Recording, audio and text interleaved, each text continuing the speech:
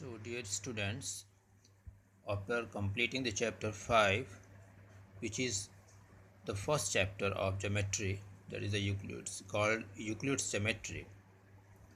Now, after that, let us start the second chapter of geometry, that is chapter 6, lines and angles. In the previous chapter, we have studied about some postulates and axioms.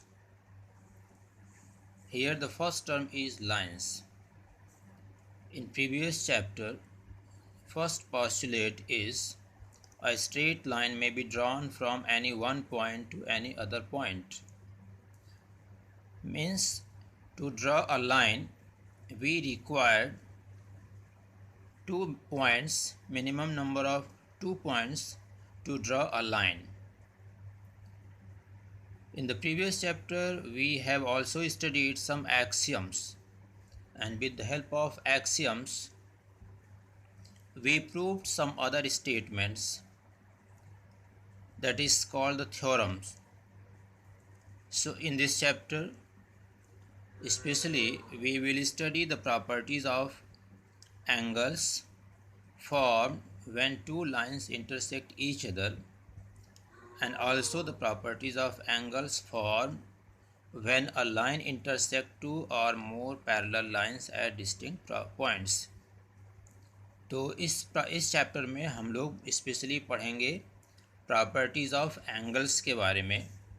Angles जब दो line intersect करते हैं तो जो angles बनते हैं उनकी property के बारे में, या जब दो या उससे ज़्यादा पैरेलल लाइन को कोई तीसरी लाइन इंटरसेक्ट करती है, that is called the transversal line, तो उससे जो एंगल बनते हैं just like corresponding angles, alternate angles, तो इनकी प्रॉपर्टी हम लोग यूज़ करेंगे इस चैप्टर में।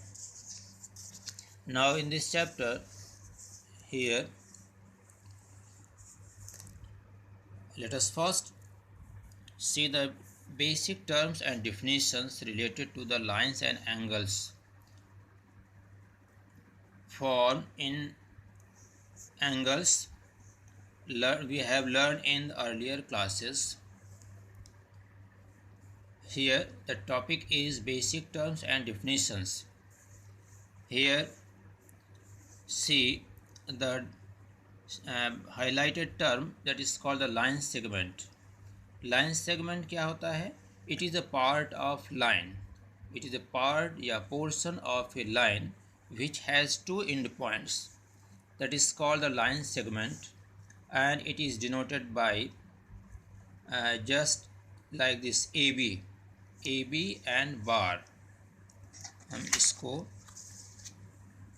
इस तरह से डिनोट कर सकते हैं, AB और उसके ऊपर एक ऐसे लाइन ड्रा कर देंगे, that is called the line segment. फिर हम लोग पढ़ चुके हैं रे क्या होता है? It is also part of line with one and point. रे में एक एंड पॉइंट होता है, एक तरफ वो इंडेफिनेटली प्रोड्यूस हो सकती है, दैट इज कॉल्ड द रे। और इसको हम लोग डिनोट करते हैं रे ए बी, इसको रीड करते हैं इस तरह से, ए बी के ऊपर ऐसे एरो बना देंगे, that is called the ray A B. Similarly line A B which has no end point, अगर हम लोग ए बी लाइन लिखते हैं तो इसके ऊपर जनरली ऐसे बना देते हैं, उसके ऊपर सिंबल, ओके। बट ज़्यादातर हम लोग जब यूज़ करते हैं तो कोई सिंबल नहीं यूज़ करते हैं, कोई ये लाइन कोई एरो नहीं यूज़ करते हैं, डायरेक्ट हम लोग ए बी ही लिख देते हैं। तो एक तो हम लोग इसको पढ़ चुके हैं पहले, लाइन सेगमेंट, रे एंड लाइन। देन इसमें एक इम्पॉर्टेंट डेफिनेशन दिया है collinear points. If three or more points lies on the same line, then they are called collinear points. Three or more, minimum 3 points या उससे ज़्यादा, ये डेफिनेशन लिखने के लिए भी पूछ देता है, right what is collinear points. So three or more points lies on the same line, then they are called collinear points, and if they are not lie on the line, then they are called non-collinear points. तो ये definition आपको यहाँ से लिख लेना है। Collinear points का कई बार लिखने के लिए आ जाता है 2 मार्क्स के लिए। फिर इसके बाद आते हैं हम लोग एंगल्स में, लाइंस एंड एंगल्स। टॉपिक हमारा क्या है? Lines and angles. Now come to the angle. तो एंगल क्या होता है? एंगल कैसे फॉर्म होता है? When two rays meet at a point, when the two rays originated from the same end point, then they form an angle. जैसे अगर हम लोग एक कोई रे ले लेते हैं ओ ए and OB another ray, and they meet at a point O, then they form an angle. तो एंगल कैसे बनता है? when two rays meet at a point originated from a point, they meet at this point, then they form an angle. And here OA and OB, the two rays are called the arms. इनको हम लोग arms बोलते हैं। और जो point common point होता है उसको हम लोग क्या बोलते हैं? वर्टेक्स। तो ये चीज़ें थोड़ा सा हम लोग पहले पढ़ चुके हैं। नाउ इसके बाद हम लोग पढ़े हैं the types of angles.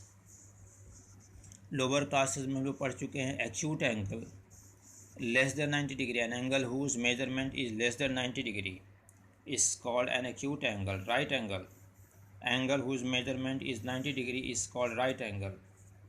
Obtuse angle, more than 90 degree, 90 से बड़ा हो but less than 180 degree is called an obtuse angle. This is the उसका डायग्राम हो गया। Straight angle, an angle whose measurement is 180 degree. यहाँ पे ये इसका वर्टेक्स हो गया।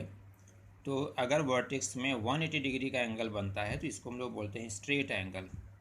An angle whose measurement is 180 degree is called an straight angle.